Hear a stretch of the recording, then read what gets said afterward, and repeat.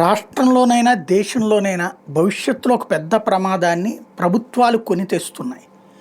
ఏంటి అంటే పాఠాలు చెప్పే మాస్టర్లు కరువు అవుతున్నారు.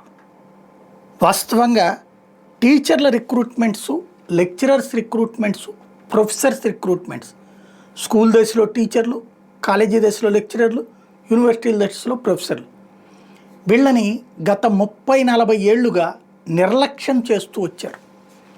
ఎందుకు అంటే యూజీసీ స్కేల్సు, లేకపోతే కనుక గవర్నమెంట్ జీతాలు, ఇవి తర్వాత వాళ్ళ రిటైర్మెంట్ బెనిఫిట్స్ ఇవి చూస్తే ఎక్కువగా ఉంటాయి. అవి భారాలుగా ప్రభుత్వాలకు కనిపించినాయి. ఇచ్చే జీతం, ఆ తర్వాత ఇచ్చేటటువంటి భృతి ఏదైతే ఉందో, ఉద్యోగాలు అయిపోయిన తర్వాత ఇచ్చే భృతి, ఇవి వీళ్ళకి భారాలుగా కనిపించినాయి. ఇది అదనపు కష్టం కింద అనిపించింది. దాంతో క్రమంగా కాంట్రాక్ట్ అవుట్సోర్సింగ్ టీచింగ్ వైపుకి వెళ్ళిపోయారు. దాంతో కమిట్మెంట్ లెవెల్స్ తగ్గినాయి. వాళ్ళు చాలా కమిటెడ్గా చేస్తారు, కానీ వాళ్ళకి తగిన స్వేచ్ఛ ఇయ్యరు కదా. నెంబర్ 1. నెంబర్ 2 వచ్చేటప్పటికి రిక్రూట్మెంట్స్ లేకపోయేటప్పటికి విద్యాసంస్థల యొక్క విలువ పతనం అవుతుంది.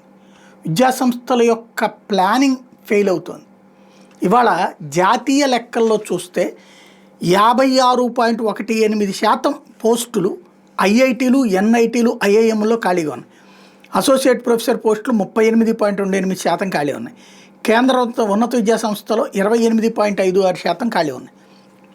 ఈవెన్ ఇదే సమస్య రాబోయేటటువంటి రోజులు. ఇప్పటికే మెడికల్ కళాశాలల్లో ప్రొఫెసర్స్ కరువు, పాఠాలు చెప్పేవాళ్ళు కరువు, లా విద్యా సంస్థల్లో పాఠాలు చెప్పేవాళ్ళు కరువు, ప్రొఫెషనల్ కోర్సులకి పాఠాలు చెప్పేవాళ్ళు కరువు. ఎందుకంటే ఇప్పుడు లా యూనివర్సిటీలో లేదా లా కాలేజీలో చెప్పాలంటే దానికంటే వెళ్ళి ప్రాక్టీస్ చేసుకుంటే పోతుంది కదా. ఇక్కడ వచ్చేది లిమిటెడ్ అమౌంట్.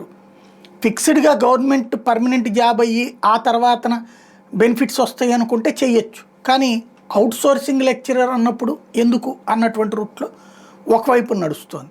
అదే సందర్భంలో కాలేజీల దగ్గర, మెడికల్ కాలేజీల దగ్గర జరుగుతుంది. అది పర్మనెంట్గా లైఫ్ ఉంటుందంటే మెడికల్ కాలేజీల్లో ప్రొఫెసర్గా చేస్తారు, కానీ లేకపోతే వాళ్ళు ఆల్రెడీ డాక్టర్లు, వాళ్ళ ప్రాక్టీస్ వాళ్ళకు ఉంటుంది.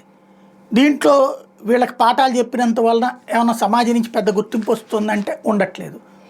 సేమ్ టైం ఫ్యూచర్ బెనిఫిట్ ఏమైనా ఉంటుందంటే ఉండట్లేదు. దాంతో దీని మీద ఇంట్రెస్ట్ చూపెట్టట్లేదు.